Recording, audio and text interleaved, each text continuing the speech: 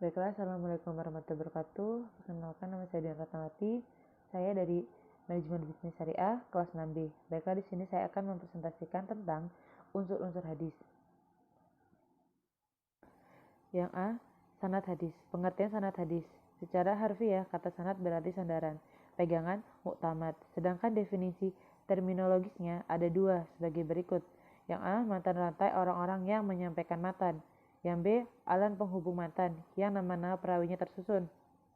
Jadi, sederet nama-nama yang mengantarkan sebuah hadis itulah yang dinamakan sanad, atau dengan sebutan lain sanad hadis. Sanad ialah rantai penutur atau perawi periwayatan hadis. Sanad terdiri atas seluruh penutur, mulai dari orang yang mencatat hadis tersebut dalam bukunya, kitab hadis, hingga mencapai Rasulullah SAW. Sanad memberikan gambaran keaslian suatu riwayat. Yang kedua, isnad, musnid, dan musnad. Dari segi bahasa, isnad berarti mengangkat hadis sehingga orang yang mengucapkannya. Isnad merupakan bentuk atau proses, sedangkan sanad adalah keadaannya. Namun demikian, sebagian dari ahli hadis menyatakan bahwa kata isnad dan sanad memiliki makna yang sama, yakni merupakan jaring periwayatan hadis. Menurut Ibnu Al-Mubarak, isnad termasuk bagian dari Islam. Seandainya tidak ada isnad, niscaya orang akan berbicara sembarangan menurut apa maunya. Musnid adalah orang yang meriwayatkan hadis dengan sanadnya, baik mempunyai ilmunya maupun tidak, kecuali ia mengisnadkan hadis seorang diri. Adapun musnad adalah materi hadis yang disanadkan.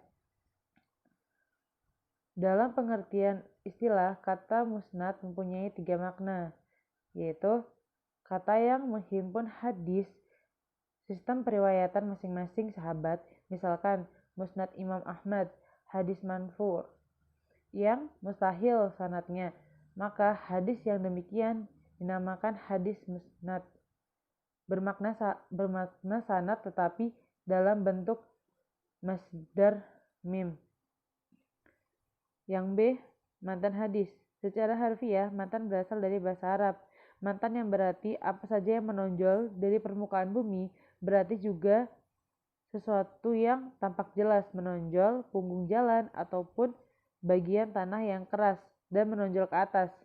Matnul ar berarti lapisan luar atau kulit bumi, yang berarti kuat dan kokoh. Sedangkan menurut peristilahan ilmu hadis, Albert bin Jamaah memberikan batasan pengertian matan, yakni matan adalah redaksi kalam yang berada pada ujung sanad. Matan adalah kata-kata redaksi hadis yang dapat dipahami maknanya. Matan hadis juga disebut dengan pembicaraan atau materi berita yang di-offer oleh sanad yang terakhir, baik pembicaraan itu sabda Rasulullah SAW, sahabat ataupun tabi'i, baik isi pembicaraan itu tentang perbuatan Nabi ataupun perbuatan sahabat yang tidak disanggah oleh Nabi SAW. Yang C, pengertian rawi. Kata rawi atau alawi berarti orang yang meriwayatkan atau memberikan hadis. Nakli hadis. Sebenarnya antara sanad dan rawi itu merupakan dua istilah yang tidak dapat dipisahkan. Sanad-sanad hadis pada tiap-tiap tabakahnya juga disebut rawi. Jika yang dimaksud dengan rawi adalah orang yang meriwayatkan dan memindahkan hadis, akan tetapi yang membedakan rawi dan sanad adalah terletak pada pembukuan atau pentadwinan hadis. Orang yang menerima hadis dan kemudian menghimpunnya dalam satu kitab tadwin disebut dengan perawi. Dengan demikian, maka perawi dapat disebut mudawin, orang yang membukukan dan menghimpun hadis. Yang D, mukhrazid. Makna harfiah kata muhariz yang berasal dari kata karaza adalah orang yang mengeluarkan. Makna tersebut juga bisa didatangkan dari kata akhraja dengan isim fa'ilnya muhriz. Menurut para ahli hadis, yang dimaksud dengan muharis adalah sebagai berikut. Muharis atau muqarriz, orang yang berperan dalam pengumpulan hadis. Dapat juga didefinisikan muharizu hadis adalah orang yang menyebut perawi hadis.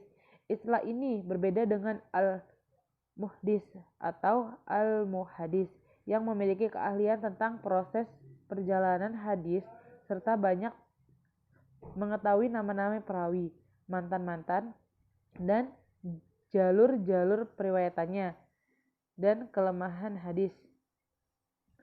Yang kedudukan sanad dan matan hadis. Kedudukan sanad adalah hadis sangat penting karena hadis yang diperoleh atau diriwayatkan akan mengikuti siapa yang meriwayatkannya. Dengan sanad atau periwayatan hadis dapat diketahui hadis yang dapat diterima atau ditolak dan hadis yang sahih atau tidak sahih untuk diamalkan. Sanad merupakan jalan yang mulia untuk menetapkan hukum-hukum Islam. Para ahli hadis sangat berhati-hati dalam menerima suatu hadis kecuali apabila mengenal dari siapa perawi hadis tersebut. Menerima hadis tersebut dalam sumber yang disebut benar-benar dapat dipercaya. Pada masa Abu Bakar Ar-Rasyid dan Umar, periwayatan hadis diawasi secara hati-hati. Dengan suatu hadis tidak akan diterima jika tidak disaksikan kebenarannya oleh orang lain. Ali tidak menerima hadis sebelum orang itu disumpah. Baiklah, cukup sekian yang dapat saya sampaikan. Kurang lebihnya saya mohon maaf. Wabillahi taufiq wal hidayah. Wassalamualaikum warahmatullahi wabarakatuh.